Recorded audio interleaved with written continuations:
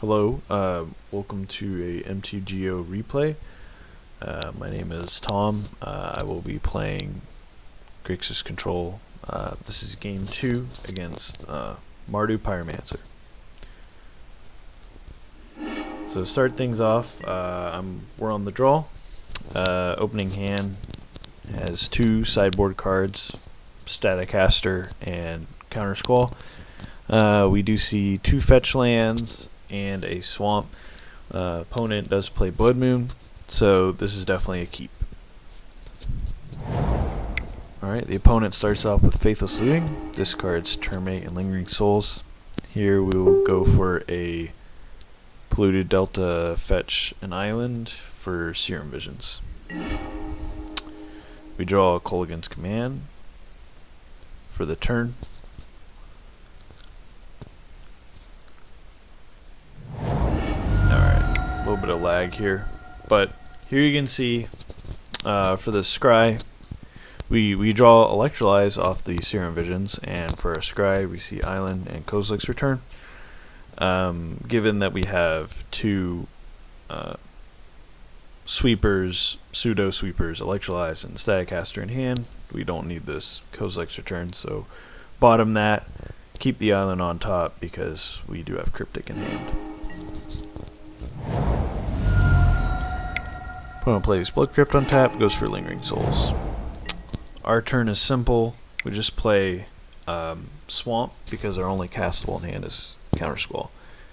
Opponent's turn, he goes for a Thoughtseize. Of course, we're going to Counter Squall this.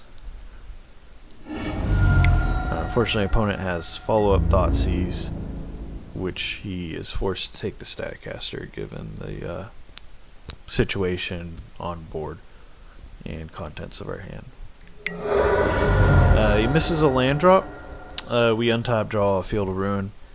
We want to play the Polluted Delta here so we have access to Kolaghan's Command and Electrolyze. It's at this point that I'm waiting for my opponent to make the first move to inform what my next move will be. I'm definitely thinking about Kolaghan's Command at this point, or Electrolyze.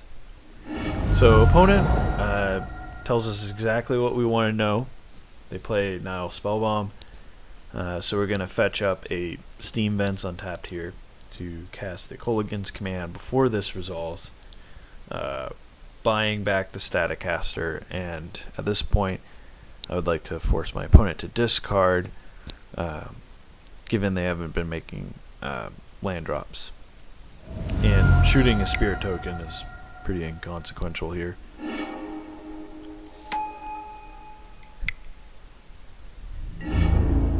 Okay, so they crack the Spell Bomb right away, fail to find a 3rd land. At this point we draw a Logic Knot and just want to play the island and pass, holding up Cryptic Command mana. It's at this point that my opponent, if you did find a land with 5 instants and sorceries in his graveyard, could play a Bedlam Reveler, so I definitely want to be able to have access to counter spells in case that happens, as it is one of the most critical cards in the matchup. But given he still has 5 cards in hand, it's pretty unlikely he's even going to play that here.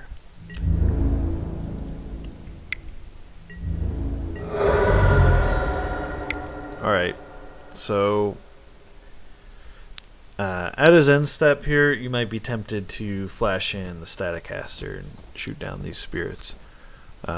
Instead, I go for the Electrolyze. Reason is my opponent's playing a bunch of Lightning Bolts and Terminates, and Staticaster, being one of the most important cards in the matchup, literally kills all of his threats other than the Bedlam Reveler. So I take the conservative route here and just Electrolyze the 2 tokens, drawing a card.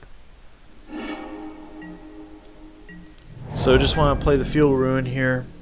We drew Fatal Push and Blood Crypt off our 2 draws.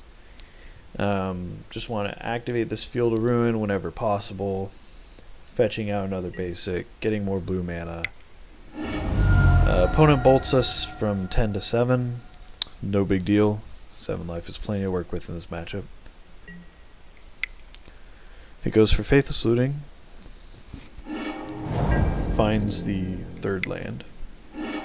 So we go for the Field of Ruin here, while we still can during their end step. They bolt us, and I'm considering logic knotting it, but ultimately decide not to because critical life totals in this matchup are 3, and because my opponent has Lightning Bolt, Kolaghan's Command, things like that, nothing that really deals 4, so we can stabilize at 4 life. You can see the card disadvantage from Faithless Looting has been building up. He only has 2 cards in hand at this point.